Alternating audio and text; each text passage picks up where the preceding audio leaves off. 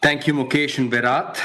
Welcome, Honorable Minister Prasad. It's great to have this honor to interview you. As Virat said, tremendous progress in India, and COVID-19 certainly has brought digitization to the forefront. It has reaffirmed how important digitization is.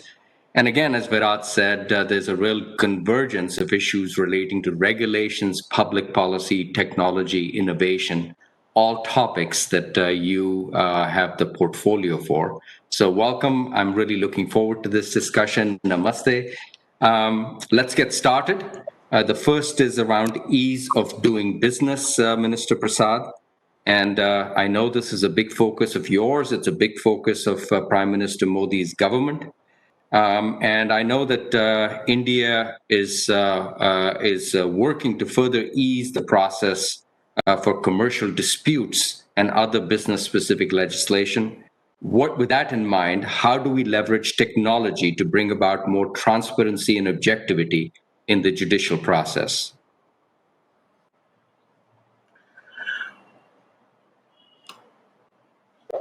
Virat, Mukesh, other my good friends on the panel. Pleasure to be with all of you. Yes, I handle three portfolios. I thought I will begin with IT, electronics, then come to communication and lastly to law, but no problem. Law is the first question you have asked. Transparency has to be ensured first and foremost by the political leadership. And I'm very proud to say in the seventh year of our government, I don't wish to make any political comment, but the kind of problem India was suffering before Narendra Modi government came to power is a thing of the past. And one mantra which works in the corridors of power is whatever is doable shall be done, regardless of whatever you do.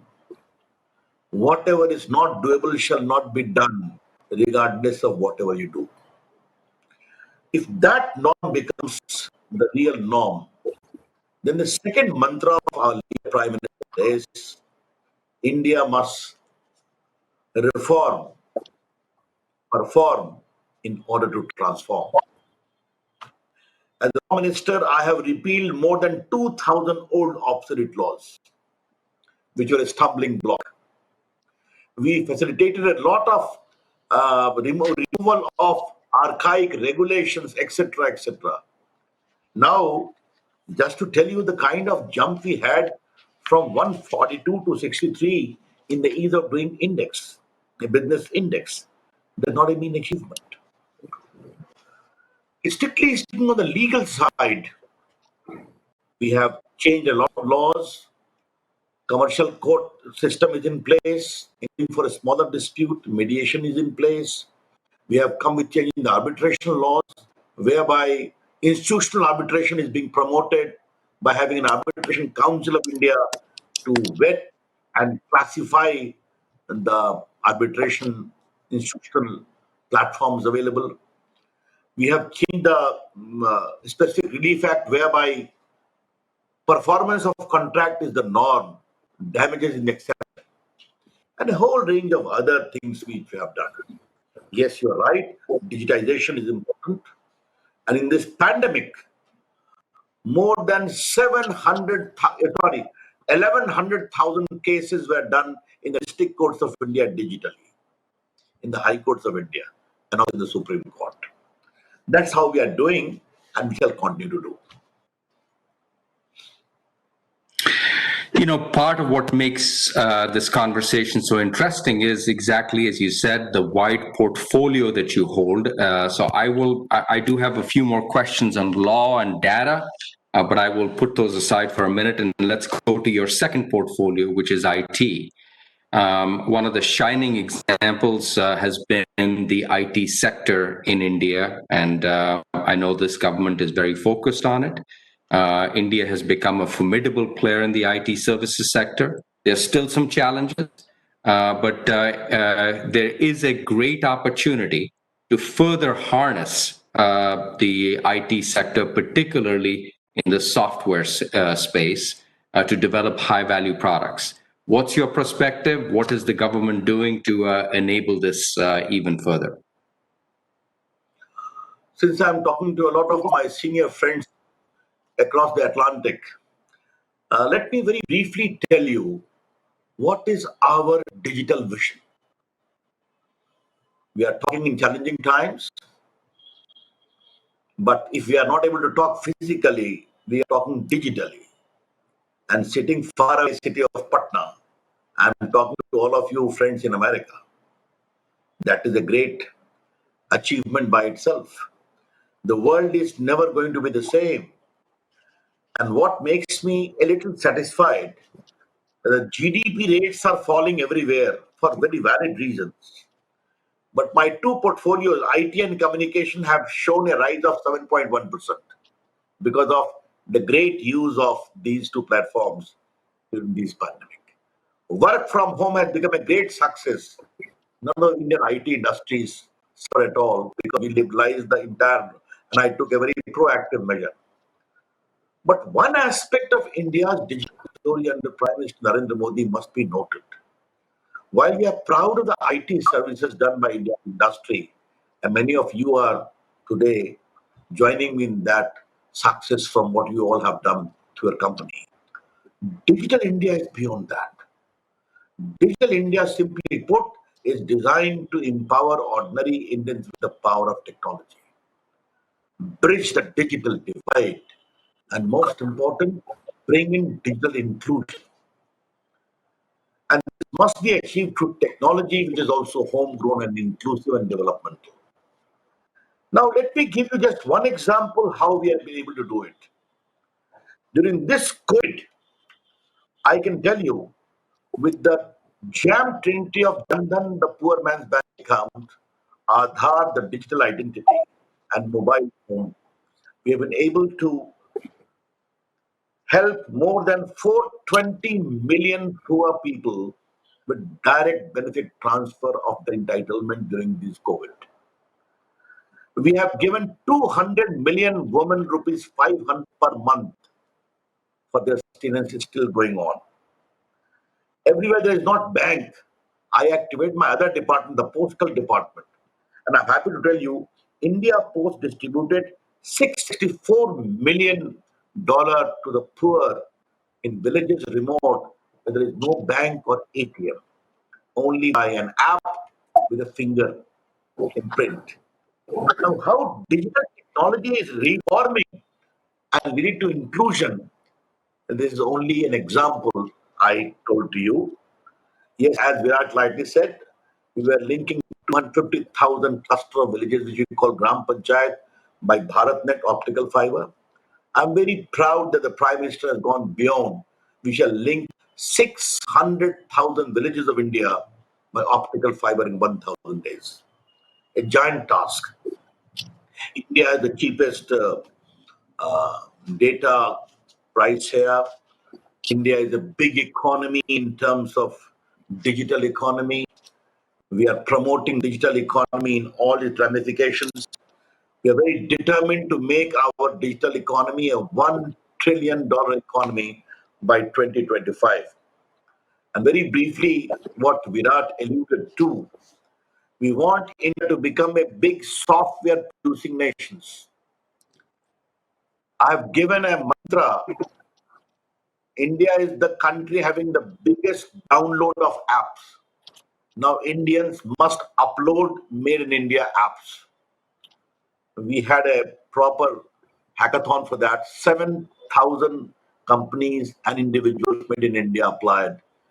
We did some of the finest products. And the PM complimented it. They have become very good. Today, to you, we have also banned 118 apps more, which were problem from the point of view of security, surveillance, and rights of Indians as far as data is concerned. India has become the third biggest startup movement in the country. And just to elaborate on what Virat said, and it's very important, the special link incentive, all the top companies, whether it is Samsung or all the contract manufacturers of Apple have come to India. They have committed investment of worth 1.5 billion. And remember, I announced the policy during COVID, and the last date was 31st of July. And they have committed to make mobile phone and components worth $153 billion in the coming 5 years. So that is the potential of India even during these challenging times, from IT to IT services, to digital inclusion, to electronic manufacturing, to software products, to startup. The entire IT system in that way is resonating. One last thing I have to mention to you. I had always decided and thought that digital India will never succeed unless it becomes a mass. And today, the small towns of India, tier 2 and tier 3 cities, are becoming good hub of innovations, of entrepreneurship.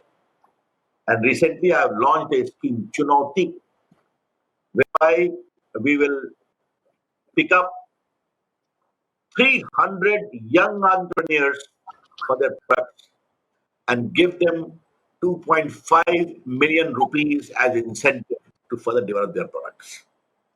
So this is how the entire scheme is working. But very briefly, I must convey as to what is the whole ecosystem, from service to products to inclusion in terms of IT ecosystem. Mr. Prasad, I will ask you in a few minutes to just give us your closing comments, but I do want to follow up on two things. Very impressive in terms of what you just covered around Digital India, and I have two really quick follow-up questions. One, the Prime Minister did announce that 600,000 villages, 6 lakh villages, will be connected by high-speed optical fiber in the next 1,000 days. It is impressive. And some of these statistics that you have shared, some that the government has shared, are just absolutely impressive. And as an Indian that grew up in India, it is impressive to see. How is that going? How has COVID impacted that very quickly? And then I have another follow-up question on the comments that you just made. COVID certainly has impacted, because laying down fiber is also a physical activity. Therefore, I have involved my common service centers. It is just like a digital kiosk. 1 million boys and girls work, about 400,000 in the country. We have involved them also. We are going to expedite it. But one thing, remember, an important component of Narendra Modi government is reform, perform, and deliver. Therefore, if the Prime Minister has announced something, will surely deliver. Take it from me, my leader monitors the delivery process personally also in a very effective manner. Therefore, from roads to electricity to BharatNet, optical fiber, or electronic manufacturing, all we are able to deliver. I'm quite sure if 1,000 days, 6,000 villages, 600,000 villages will do it. Well, that's great to hear. I think my colleagues on this webcast I would be remiss if I didn't ask this question of you. You talked about software development. I think that's excellent, something that India certainly has the potential to do. And I'm certainly very bullish. My firm is very bullish. But intellectual property rights, I know that that is of great concern and certainly of import to many global companies, many American companies. So I'd like to just get very briefly your comments on how India will ensure that intellectual property rights are protected. Why not? Any creation must be protected. Why not? There's no doubt for that. And we have been doing that in India. One thing I must tell you, very keen that India becomes a huge center of data economy as well. Therefore, data is personal and data is also public. We have set up a data protection law under examination by a parliamentary committee. And non-personal data is also being examined by another committee headed by a very eminent IT expert, Chris Wall, founder of Infosys, having the widest consultation possible. Therefore, I want India to become an important center of data economy. Data economy requires movement of data also. So we are quite open about all those things while protecting super sensitive data of individuals, having a proper regime. I can only tell you, be assured that whatever is intellectual property of creators certainly will be respected and should be respected. Let me be very clear about it. Well, that's good.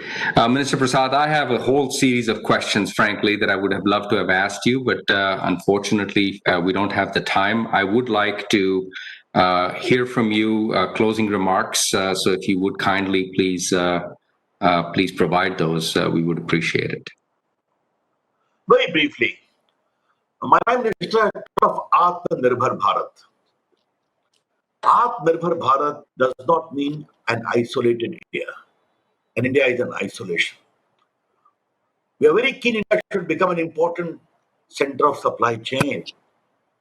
Atmanirbhar Bharat means India becoming an important component of the global economy because India is a major economy itself in terms of innovation, in terms of manufacturing, in terms of global supply chain.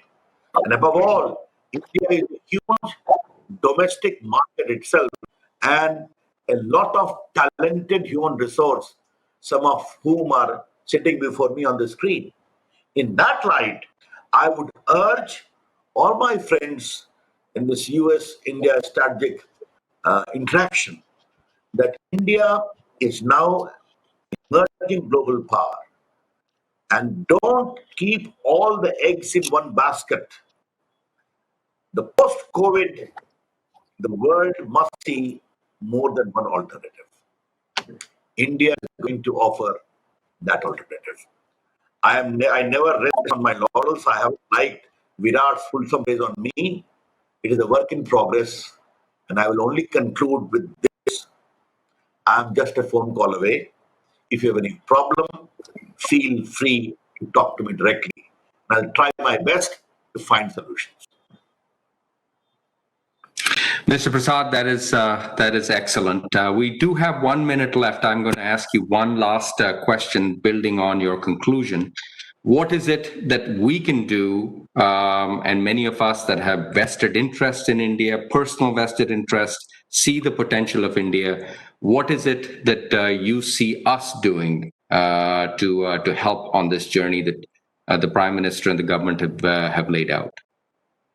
Very quickly, in 2 minutes' time, we are coming with a lot of centers of excellence. IoT, my Prime Minister is very keen to promote artificial intelligence. And we are thinking of using this great platform for healthcare, for education, and for agriculture. And one request to make to all of you is, I'm very keen to promote 100,000 digital villages, self-sufficient, autonomous. Can some of you, my friends, pick up some of these digital villages, mentor them as their godfathers in terms of healthcare, digital education, skilling, empowerment? I'm telling you, India is waiting for a change.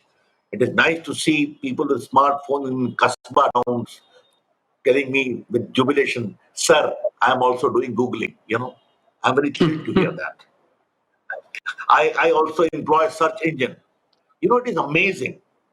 For me as this IT minister last 6 years, this metamorphosis of India which is happening is truly assuring. People trust our leader, the Prime Minister. In that process, can you pick up some of these threads of change? I'm sure it will give you personal satisfaction. Thank you very much. Stay safe. Thank you. Thank you. My greetings to all of you. My greetings to all of you.